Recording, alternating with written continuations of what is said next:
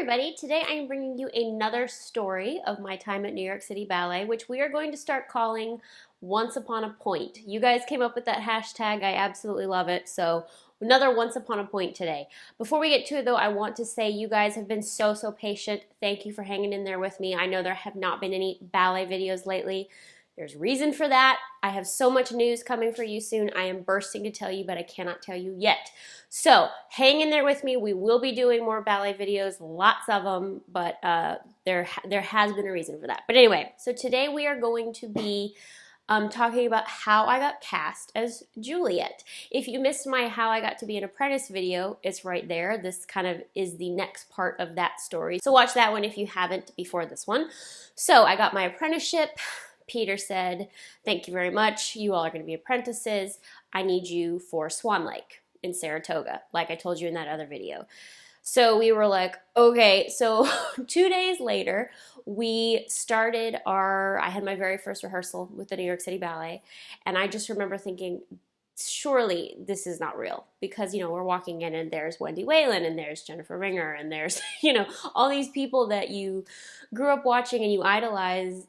And there they are standing at bar with you and you're just like, oh my gosh, help me. So we ended up having, the very first rehearsal I ever did was the corps of Swan Lake, you know, 20 swans or something.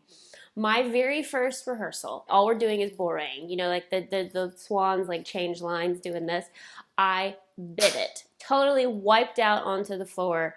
The entire corps is in there because, you know, with Swan Lake, it's pretty much every corps girl is a part of it. It's kind of like Nutcracker. So the entire corps of women is in the room. Day one, Rosemary Dunleavy, the ballet mistress, who is legendary, worked under Balanchine, is running the rehearsal. And Katie Morgan wipes out. So, yeah. And I remember her going, are you all right, dear? And I was like, you know, like total deer in headlights. However, it did kind of get the nerves out of me, you know, because once you fall in a rehearsal, it was like, well, everything else goes up from here. So it kind of, you know, resituated me. And so we did the rehearsal and the weeks went on. It was probably a week or so later. We were in class, company class, and one of my favorite dancers, love her absolutely to death, Yvonne Bourret, who is a legendary principal with the New York City Ballet. We're jumping in class, Petit Allegro. She rips her calf muscle and completely goes down, can't walk. They have to carry her out to the physical therapy room. It was terrible. And I just remember thinking, oh my gosh, you know, just terrifying, because that's one of my favorite dancers. She wipes out in front of me. She's injured. She has to be carried out of the room. You know, I was really upset for her, but didn't really think anything of it. I didn't think, oh, great, I'm going to replace her. Stay tuned.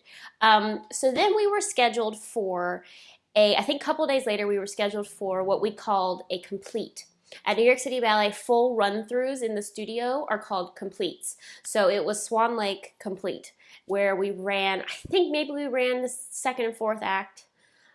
Peter's is different, it's only 2 acts. So I think we were running the entire Swan's Lakeside scenes. So we were scheduled to do this complete of the Lakeside acts with principals, soloists, everybody. Every ballet master in the world is there. Peter taught class that morning, which Peter doesn't teach class all the time, so when he does, it's kind of like everybody's there. And I had a terrible class, absolutely horrible, couldn't do anything, fell out of turns.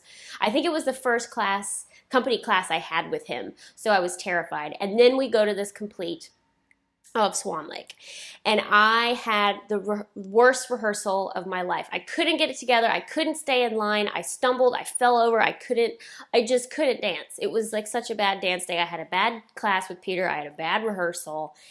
Every ballet master in the world is there with their little notepads. You know, the principals are there. Every cast of Odette and Siegfried is there. People are watching on the sides, all the understudies. Literally everybody involved at New York City Ballet is in the room. So it was really, really bad. So after rehearsal, Meryl Ashley, who at the time was still a ballet master with New York City Ballet, she pulls me aside. She goes, Katie. And I'm like, here we go.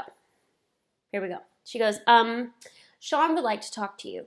Sean Lavery at the time was second in command, right under Peter. He was, I think his title was assistant to the ballet master in chief or something like that. He's basically Peter's number 2.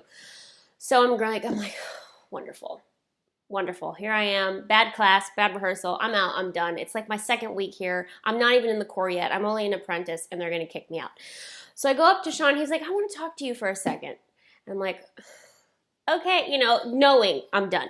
So he goes, as you know, Yvonne got hurt in class a couple days ago. I said, yes. He said, well, she was cast to dance the balcony pas de deux from Romeo and Juliet in Saratoga, because we were rehearsing for our summer season in Saratoga. I said, okay. He said, well, obviously she can't do it, and I would very much like for you to replace her. I think it took me a second or two. It was like, I literally wanted to go, you're talking to me, right? And he said, I'd very much like you to dance Juliet. And I think I said, are you sure? I think that's what I said. And he said, yes, I think you'd be great for this part. It's just the balcony scene. I'll get you a videotape. Meanwhile, Peter's running over at this point, coming over going, did you tell her? Did you tell her? She, are you excited? And I'm like, I literally couldn't speak. So I said, of course I'm going to do it. And I'm not going to say, no, thank you. I think I'll pass. I said, absolutely. I'd love to have the videotape. So I went up to the company director's office. They talked to me about everything because as it happened, Swan Lake was the first week of the 3-week run and Juliet would have been the last week. So the apprentices were just going for a week. So they had to talk to me about, okay, you're actually going to have to stay the full run of the Saratoga season. So I had to figure all that out. I got the videotape. I remember walking home because I lived right across the street at the time. I remember walking home and my mom was folding laundry because my mom moved up to New York with me the first couple years I was there. She was folding laundry and she's like, well, how's your meeting? I said, I'm dancing Juliet in Saratoga. She dropped the laundry basket at that point. And what was really interesting is when Sean was talking to me, you could see a lot of the corps girls like, oh, she's getting in trouble. So I go back up to the dressing room and they said, so how was your meeting? What'd they say? And I said, I'm going to be dancing Juliet in Saratoga. And like the faces just dropped. And because I didn't want to rub it in their face, but at the same time, I knew they were all expecting me to like get in trouble and were like gleefully happy that I was getting in trouble. So when they said that, it was like, oh, it happens, guys. Reality of the situation is it happens. So we get to Saratoga. I think we had like a couple days and then we left. I watched that videotape backwards and forwards, night and day. I ate, slept, drank Juliet at that point. It was just the balcony. It was actually Sean Lavery's choreography. It wasn't even Peter's version because Peter's version didn't exist at that point. So it was just Sean's version. And I remember, just like, oh my gosh. So we get to Saratoga. It comes out now, the whole company. It was difficult because soloist corps members, they were all passed over and they're giving this to this little apprentice. It's supposed to be danced by a principal. They're giving it to an apprentice. So it did not go over well. The boys were all thrilled for me, but it didn't go over well with a lot of the company. So we get to Saratoga and they said, you're going to be dancing with Tyler Engel, who's in the corps. Who at the time I was like, who is that? As we all know, he turned out to be my most frequent partner. I danced Sleeping Beauty on here with him. You can watch us dance. But he ended up being my number one partner at City Ballet. But it started here. So I said, okay, great. So our first rehearsal, I was determined to go in there knowing what I was doing. Like, I'm going to know what I was doing. So I remember being there so early because here I am, this little apprentice. I was there like a half hour early and stretched and all this stuff.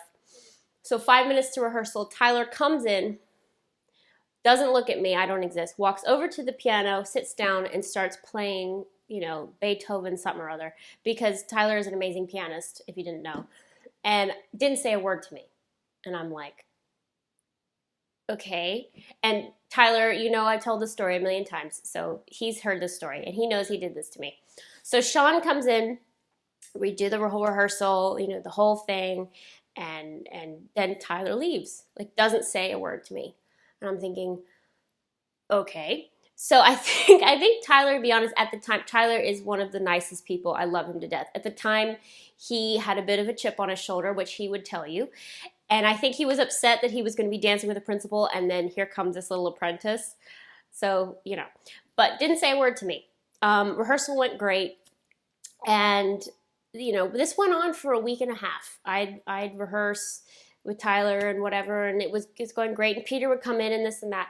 Week and a half into rehearsing, before rehearsal starts, because I think we had went the last week, so we had about 2.5 weeks to rehearse.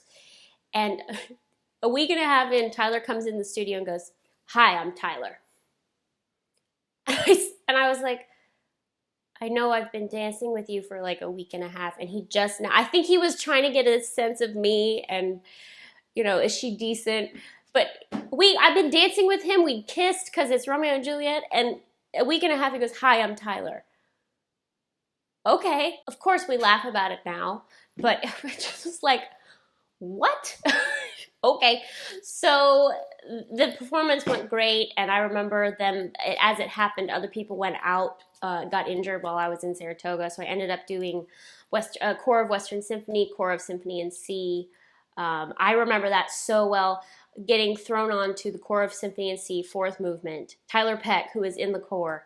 God bless you, Tyler Peck. She spoke me through that whole performance. She talked me through the whole thing. All right, okay, now we're going to do this. Okay, now we're going to do this. Because I literally had one rehearsal. And they taught me the choreography. And she was my opposite or something, or right next to me. And literally talked me through the ballet. Okay, Tanya back, and now we're crossing, da-da-da-da-da, like this. And thank you, Tyler Peck, for that, because, you know, when you've only had one rehearsal and you're with New York City Ballet and it's some of your very first shows, all the choreography goes out of your head. And so then that went really well. Juliet was a very big success.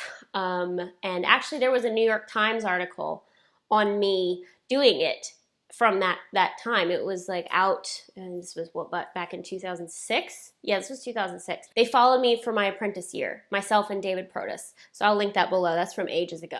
And then as it happened, because that was so successful, it came out that Peter was going to do a full-length version of Romeo and Juliet that following May, and I was cast as one of the Juliets there. But that's a whole nother story I will save for another time. So that was my initial getting cast as Juliet, which eventually led to the full-length Juliet with Seth Orza. So that was a totally different choreography, totally different show, and that happened 8 months later. But the first initial one with Tyler was something I'll never forget. You know what I mean? It really was the role that put me on the map. And it not only showed that I could carry off a parada, but that I could learn under pressure, that I could step in and deliver. Again, that's why I've told you guys, you have to be the one that knows it. If I had gone in that first rehearsal that day and not known the choreography, and well, I had the tape, but I'm not sure, or if I had buckled under the pressure, I probably wouldn't have gotten another chance. So you have to deliver, you have to be that person that knows it, you have to be depended upon. And you can have an amazing career, as so many other people have done. So many of the soloists and principals and the stars you know now got their chance because they were the ones that could be depended upon.